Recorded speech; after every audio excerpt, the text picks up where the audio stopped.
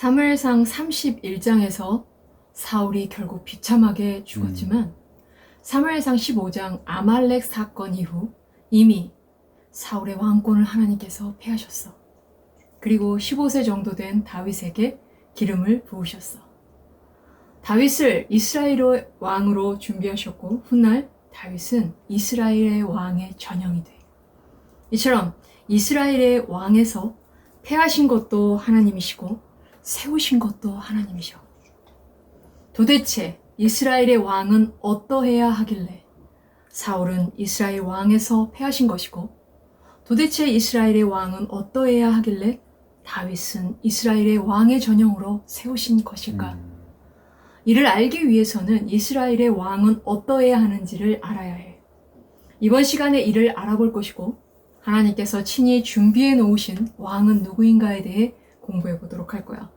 먼저 이스라엘의 왕은 어떤 역할을 감당해야 했는지, 이스라엘의 왕은 하나님 앞에 어떤 위치에 있는 존재인지, 하나님께서 친히 준비해 놓으신 왕은 누구인지에 대해서 살펴보도록 할 거야. 신정국가인 이스라엘에 왕을 세워야 한다면 신명기 17장 15절 반드시 내 하나님 여호와께서 택하신 자를 내 위에 왕으로 세울 것이며 내 위에 왕을 세우려면 내 형제 중에서 한 사람을 할 것이요 내 형제 아닌 타국인을 내 위에 세우지 말 것이며 라고 이스라엘의 왕은 하나님께서 택한 자를 세워야 함을 모세를 통해 이미 신명기에서 말씀하셨어. 이처럼 명하신 이유가 있었어. 그건 이스라엘의 왕은 다른 나라의 왕과 다르기 때문이야. 즉 다른 나라의 왕은 전적으로 인간 왕에게 통치권이 있지만 이스라엘의 왕은 이스라엘의 통치권과 주권이 하나님께 있으므로 다른 나라의 왕들과 다르게 하나님의 명령을 수행하는 종의 위치에 있어야 하기 때문이고 시편 127편 1절에 여호와께서 집을 세우지 아니하시면 세우는 자의 수고가 헛되며 여호와께서 성을 지키지 아니하시면 파수꾼의 깨어 있음이 허사로다 헛되도다 라고 대국들 사이에 위치한 미미한 약소국으로서 오직 하나님 말을 절적으로 의지하며 다스림을 받아 이스라엘을 이끌어야 하는 종의 신분에 있어야 하기 때문이야.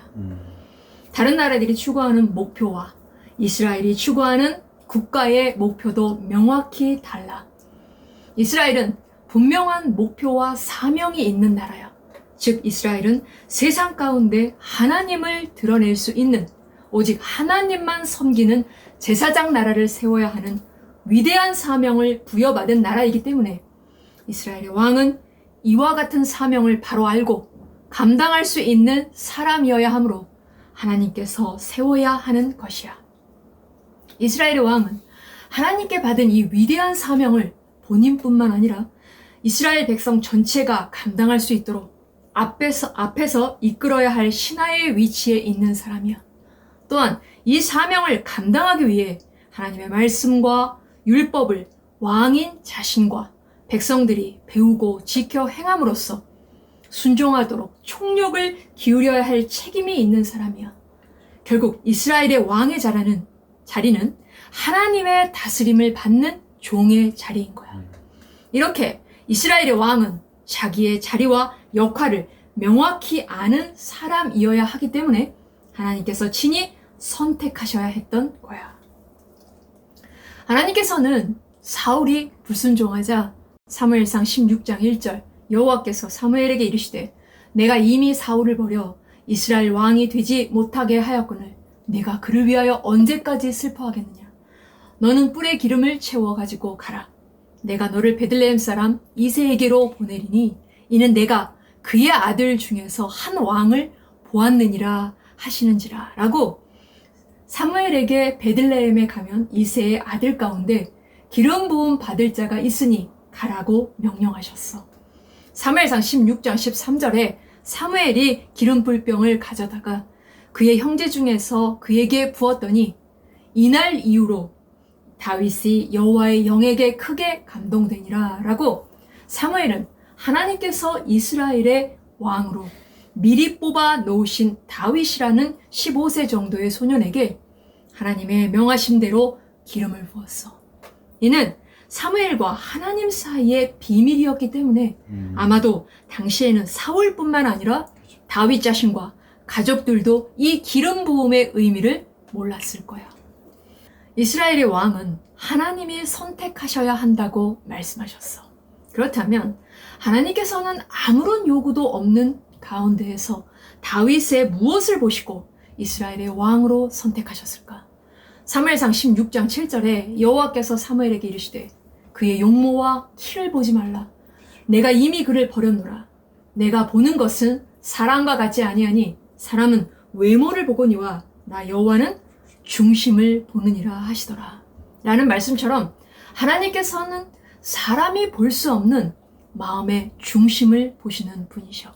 다시 말해서 하나님께서는 다윗의 외모와 배경을 보신 것이 아니라 다윗의 중심을 보셨고 그의 중심은 하나님의 원하심대로 당신의 백성들을 하나님의 방법대로 다스릴 자격이 갖춰져 있었어.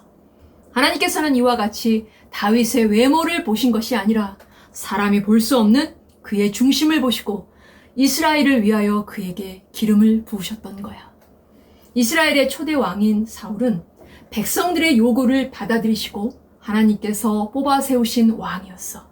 그러나 다윗은 백성들의 요구로 세워진 왕이 아니라 하나님께서 스스로 준비하시고 세우신 왕이야. 다윗은 갑자기 등장한 인물이 아니야. 룻기 4장에 보면 유다의 계보가 나오는데 이를 통해 룻기 4장 18절 베레스의 계보는 이러하니라. 21절과 22절 살몬은 보아스를 낳았고 보아스는 오벳을 낳았고 오벳은 이새를 낳고 이새는 다윗을 낳았더라 라고 다윗이 룻의 남편이었던 보아스의 자손인 것을 알 수 있어. 즉 룻기 4장에서 등장하는 유다의 계보는 다윗을 가리키고 있어. 이렇듯 다윗은 외세의 핍박과 죄악으로 가득했던 이스라엘을 건져내시고 하나님 나라 신종국가인 이스라엘의 왕은 어떠해야 하는지 그 왕의 전형을 만드시기 위해 하나님께서 친히 준비해 놓으신 왕이었던 거야. 알겠지?